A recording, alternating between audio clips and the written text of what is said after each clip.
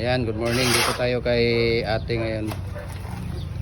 So ang ginagawa ni ate ay number 6 na lublak ate. Ilang karatilya ang buhangin ate? 5. Tapos ilang sakong simento. Isa. Ang molasses mo. Sige na ate. Dalawat kalahati na molasses. Tapos ilang piraso ang palabas? Ha? 100 ang palabas. Anong pangalan mo ate? Angela.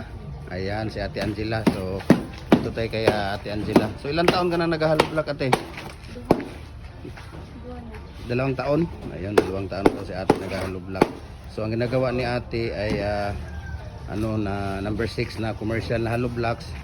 Tapos ang ang ratio ng buhangin niya 5 karatilya, tapos isang sakong simento, 2 kalahati na can molasses, tapos 100 pieces ang palabas niya. Ayan si ate. So more than 2 years na daw siyang gumagawa ng hollow blocks.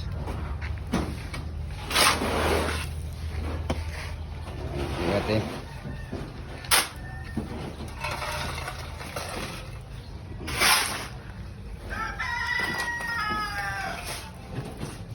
Ayan, thank you ate ha.